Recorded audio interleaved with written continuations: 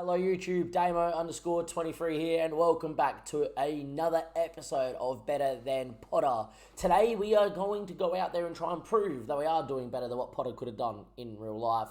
We currently sit 7th in the league. The main reason we're coming to play this game against Leicester in a YouTube episode is because we just lost the game that we should have won, and I want to see if the boys have got the mental stability to throw that game away after 3 days, go out against a good Leicester side at the King Power, and go and win this game of football. Since we last met, we have to talk about an amazing run of form. The Diamond has come and saved us with a new little change that we have made to it. And then talk about a loss to Fulham, which was totally undeserved. Since our switch back into the Diamond and then switching 4-3-3, or starting 4-3-3, switching Diamond in-game, that is your run of form.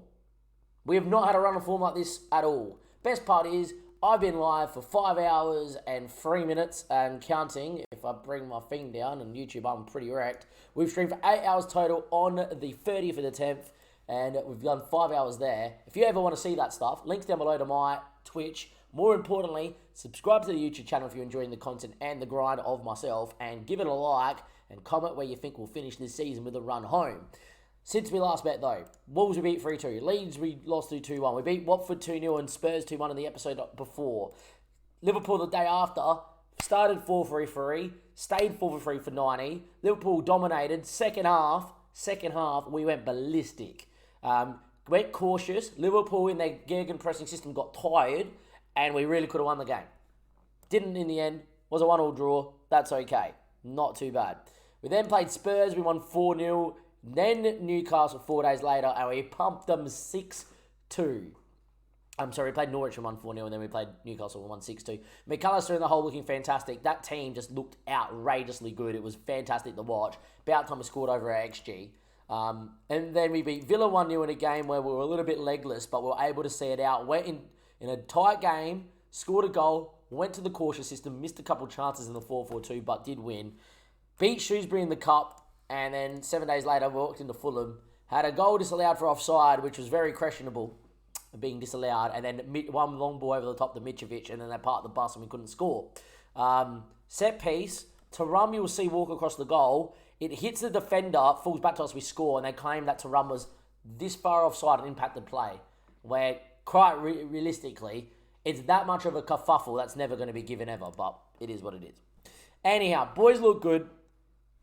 And hopefully we throw this game aside and we'll be okay. The reason why points are so important right now is realistically all this. We end with Chelsea, Brentford, who are no mugs, Man City, West Ham, Leeds, Everton, United. We still got Liverpool and Spurs to play, and Arsenal as well. We did win the FA Cup. We got Sheffield United or Blackpool next. We need to get the points on the board while we're in good form, and we still are at the minute. In terms of the team, we are going to line up 4-3-3 because Leicester do play in a possession-based system, and if we can hit them on the break, keep good shape, do well, switch Diamond if we need to. There is a couple names, or at least one name that you can see. Damien, that's not a name that I know. Well, that's why we have to go here, because we've made a couple of little signings to start with as well. Since we've last seen us, and we've last done what we need to do, we sold Sanchez for 4 mil. Came to me that he wants to leave on a free. PSG then gave me 4 mil, we took it. Whatever, didn't want to see it happen. We left Mulder sell for 8.5 mil as well, which is fine. But that's funded some moves here for myself as well. And there's a couple. Firstly, Lucas was wanted by a lot of teams. We picked him up in about when we beat Spurs, roughly. And then he went and broke his ankle after we signed him. Now, he will be back in 11 days to 3 weeks. Still going to be fantastic. 6'1", similar player to Thuram, similar player to Salcedo, who is currently on international duty. If he was fit and available, he would be starting this game. Unfortunately, he's not. Great signing. Picked him up for the measly fee of 10 mil, I think it was. Yeah, I'm pretty happy with that. Next one, though. We needed a striker that could play left and right. And I looked, and there was a guy that I was going to go for who was at Atletico Madrid, whose name escapes me because I've been streaming for 5 hours. Samuel Lino. There we go. Went to Rennes in the end. I pulled out of this deal, and I think he would have come to me because as a pressing forward, He is fantastic. He's great at 24, but he does lack in a couple of areas, but he's not too bad. Can play wide left and can play right, which is really good because we switch 4-3, we can play him if we start in a diamond, and we don't have to waste a sub getting him off. Same thing can be said for Joe Gelhardt, though. And the next player we looked at was Richarlison was listed for 50 mil, and I was tempted to go for Richarlison. And there was Divock Origi for 13, and in the end, Divock out the 4, as much as I love him, was no good. But yeah, as you can see, he's still there for 48 mil, but he wants 300k a week. I'm not going to pay it. Joe Gelhardt was the best medium. Pressing forward on attack, very well-rounded physicals, great mentals, and decently well-rounded technicals. He's also someone in a couple of years that if we want to move to an advanced forward, we can. The reason why we do that is you go to the loan list, Evan has been killing it on his loan spell there at Luton, now playing for Islands Internationals. We could have recalled him, but I prefer him playing in the championship, doing that and growing. And there's a world where he plays in the pressing forward and Joe becomes the advanced forward. Secondly, he can play out wide on the right, in the middle, and on the left as well. Very well-rounded, fits the build, 20 mil up front, and over time I think it comes into 45, a guaranteed 37. I'm happy with that because he's English as well and he helps in the future. I think they're two really good signings. Now, we do have Caicedo and Inesio away with the under-23s with Ecuador and Paraguay. And we do have the broken ankle to this player as well. That is nowhere near it. So we have lined up in the 4-3-3. Fred in the hole. Sivert going to play alongside Turam for today. Scully, Satalo, Salusu, and Estupian. Andreas and McAllister, Joe Gelhardt. But a big shout out to Mr. Altar. Has come in, been outrageously good for the time he's been here, and it came third in goalkeeper of the year behind Edison and I think Allison by memory. 17 games, 17 conceded, but 5 clean sheets. Some of the saves he pulls off are worldies, and definitely a very good pickup to have picked up the Turkish 26-year-old, who's now dethroned Katker for the last couple of Turkish international games. He's up to 6. I think he was on 4. Might have been on 5. He's only played 1 maybe. But yeah, Katker, we slapped 6 past him.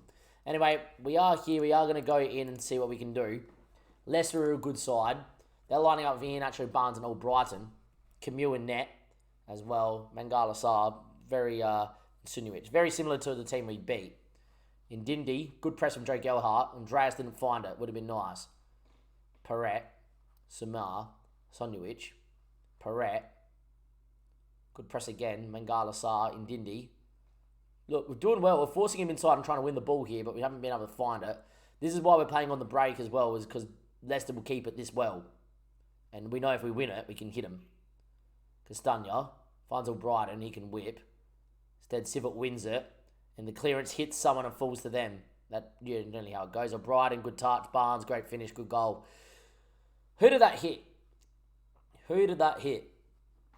We either cleared it into one of us or one of them, and that's the annoying part. Cleared it into Fred, didn't we? Yep. Standard usual. Standard FM being FM. 1-0 down. Highlight from kickoff though, you never know. Well, we've been scoring goals, and then we didn't score against Fulham, which is odd. We scored in 10 of our last 10, and then we got the thing on Steam, which is like, oh, you scored in the last 10, congratulations. Then against Fulham, we couldn't score. Anyhow. Joe Gelhardt forcing him one way, which I like. Good press from him there. Sunuic. Leicester looking good and starting well. Hello from Portugal Club. Good stream. Thanks, mate. Thank you very much, Barters. How long have you been watching for? And thank you for the comment in the Twitch chat. We are, of course, live here at YouTube, so do get in the chat. And give us a follow on the Twitch.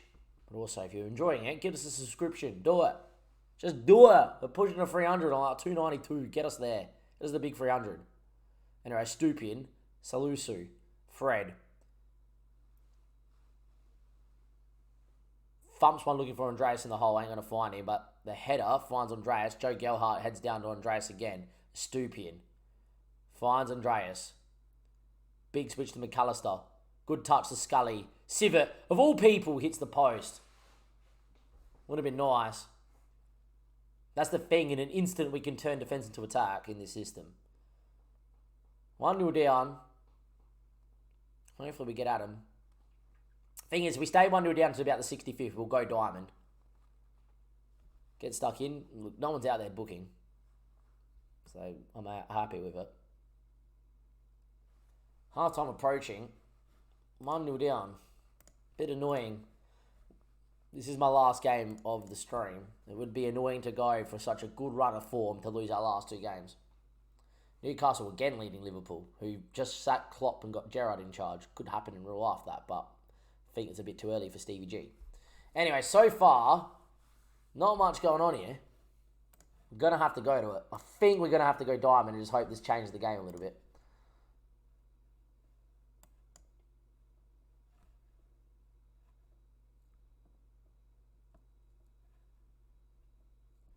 Correa's going to come in.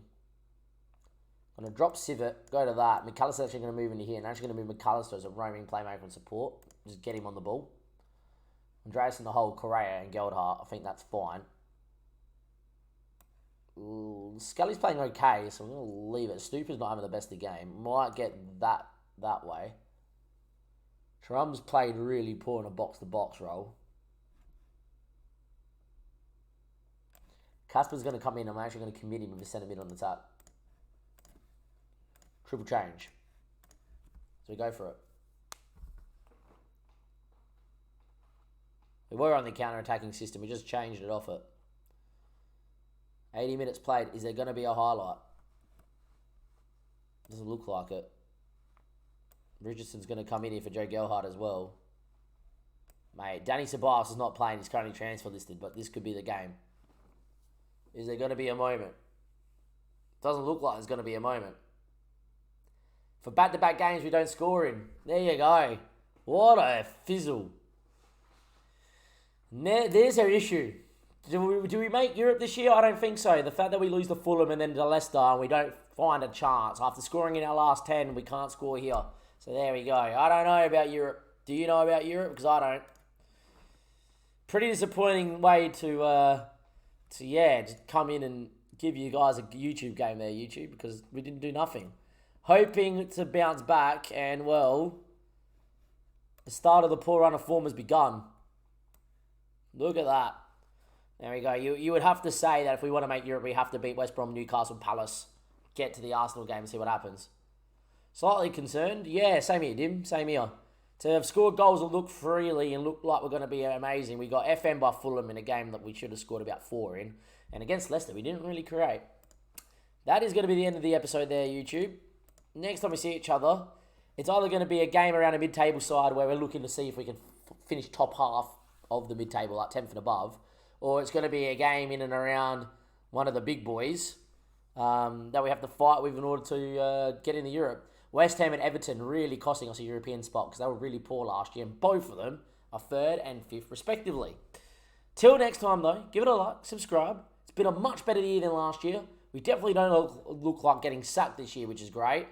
But yeah, obviously not particularly happy with the last couple of results. Next time we see each other, hopefully it is a better day out. Catch you later. Have a good one and goodbye.